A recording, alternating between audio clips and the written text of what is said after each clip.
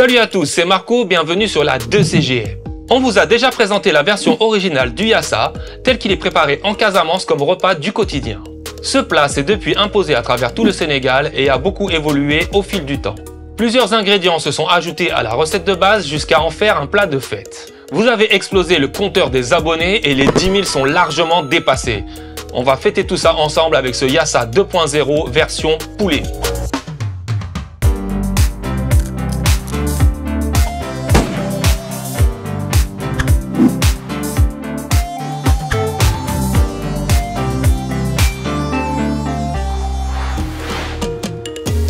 Pour notre yassa version fête, on a besoin de...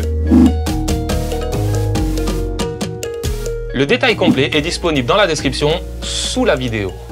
Continuez à vous abonner en masse et n'oubliez pas d'activer la cloche pour ne rien louper. Envoyez-nous un maximum de pouces bleus si vous aimez notre travail et n'hésitez pas à nous envoyer un petit commentaire. J'ai choisi des cuisses de poulet, mais vous pouvez évidemment utiliser les parties de votre choix.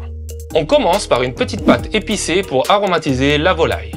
Dans mon mortier, je pile quelques piments oiseaux, du poivre noir, une demi-cuillère à café de cumin et 4 clous de girofle jusqu'à obtention d'une poudre.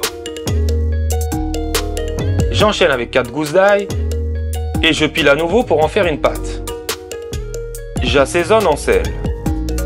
Si vous n'avez pas de mortier, pas de panique, vous pouvez très bien sortir votre mixeur, ça fonctionne aussi. J'évacue le pressurov de mon mortier. Je vais farcir le poulet avec ce mélange. Au Sénégal, on dit qu'on pique le poulet. Très simple, je fais une entaille et j'enfonce mon couteau. Je forme ensuite une cavité avec mon doigt. Et je la remplis avec le rof.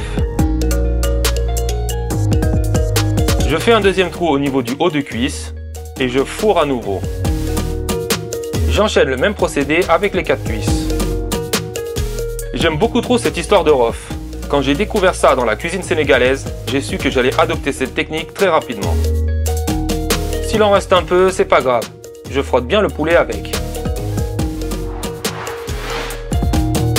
On passe à la marinade. Retour du mortier. Je pile à nouveau quelques clous de girofle, du piment oiseau et du poivre noir. Perso, je prépare comme au pays. Si vous ne supportez pas de manger piquant, réduisez les doses ou supprimez certains ingrédients qui vous gênent. On nous a plusieurs fois dit qu'on mettait trop d'épices ou de piment. À ce niveau, les dosages sont vraiment libres. Faites comme ça vous plaît, c'est ça la cuisine. J'ajoute aussi 2 feuilles de laurier sèches. Je pile pour en faire une poudre. J'ajoute 6 gousses d'ail. Et un demi-poivron vert que je débite grossièrement. J'ajoute un peu d'oignon vert qu'on appelle aussi cébette. Je le tronçonne pour aider un peu. S'il reste des bouts, ce n'est pas un problème. J'ajoute ce mélange au poulet, puis j'envoie une grosse cuillère à soupe de moutarde. Personnellement, je ne trouve pas que cet ingrédient ajoute grand chose. La moutarde perd énormément de goût à la cuisson. Mais bon, on va faire plaisir à la team Yassa Moutarde. Beaucoup plus essentiel, le citron. C'est la base de tous les yassa qui se respectent. Je presse le jus de 6 citrons verts. Si vous n'avez que des jaunes, pas la peine de paniquer. L'important est d'envoyer la dose. Récupérez bien la pulpe en raclant votre citron sur le saladier. Je rince mon mortier avec le jus des premiers citrons. Il reste plein de marinade sur les parois, ça serait quand même dommage de perdre tout ça. Comme Gemma vous l'a dit dans la vidéo du yassa poisson, si vous n'aimez pas le citron, ça va être compliqué pour vous aujourd'hui. Regardez-moi toute cette pulpe de citron. Ça commence déjà à sentir la Casamance dans la cuisine. J'assaisonne généreusement en sel. Je mélange pour que mon poulet s'imprègne bien de toutes les saveurs. Comme d'habitude, c'est beaucoup plus simple à la main.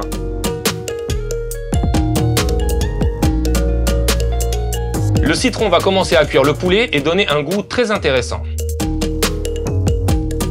Deuxième point indispensable, les oignons.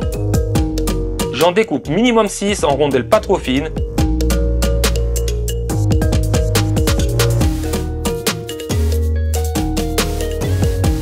Et oui, au Sénégal, on consomme de l'oignon. Ça me va très bien, j'adore ça. J'essaye de mélanger, mais on commence à être bien à l'étroit dans ce saladier. Pour ceux qui sont pressés, laissez mariner au minimum 1 heure. Si vous êtes un peu plus détendu, on se retrouve demain.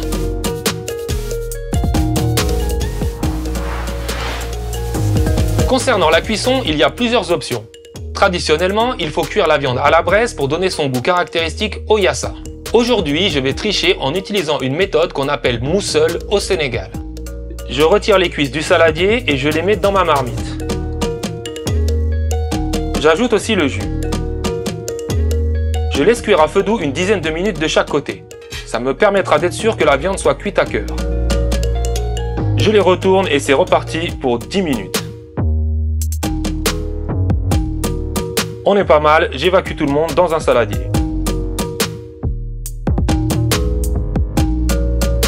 Conservez bien tous les liquides que le poulet va rendre. Ils sont chargés en goût. On en aura besoin tout à l'heure. Je descends pour terminer la cuisson au barbecue et ajouter ce fameux goût de braise dont je vous parlais.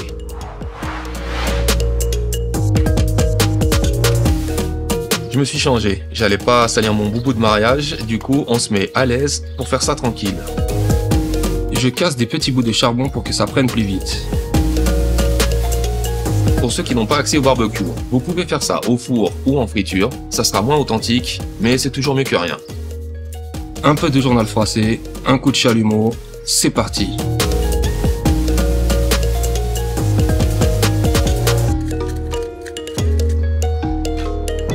J'envoie une cuisse pour voir ce que ça donne.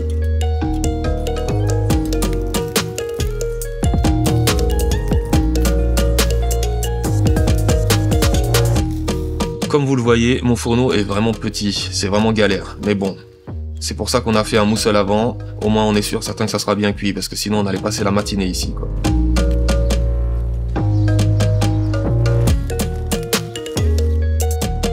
Là, pour le coup, on se croirait vraiment à Ziguinchor. Le poulet a encore rendu du jus, il faut le garder pour la sauce.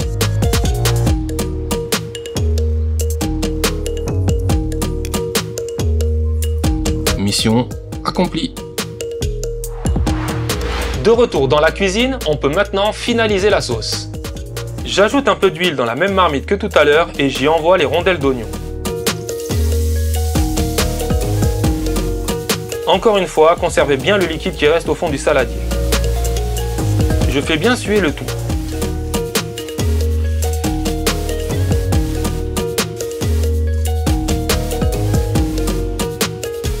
Les rondelles vont se détacher au fur et à mesure.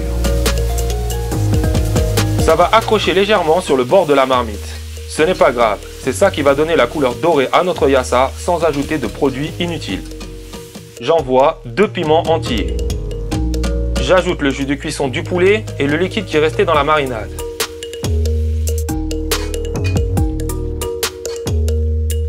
Je mouille avec de l'eau pour casser un peu les fibres de l'oignon.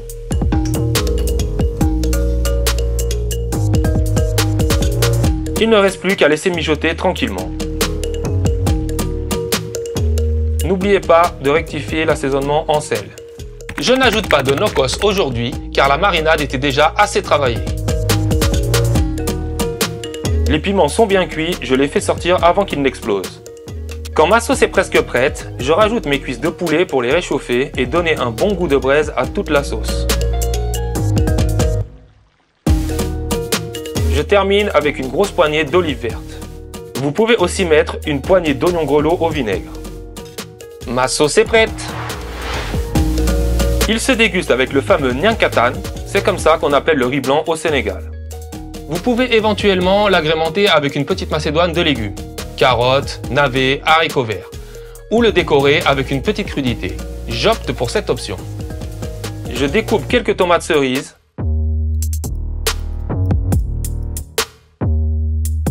un demi-concombre et un demi-poivron vert en rondelles. Un peu de maïs doux, petit assaisonnement express, une cuillère à café de moutarde, une lichette de vinaigre, du sel et du poivre et une cuillère à café d'huile. Au moment de servir, je dépose un peu de chaque élément directement sur le riz. Merci encore à tous nos abonnés fidèles. L'aventure continue et c'est grâce à vous.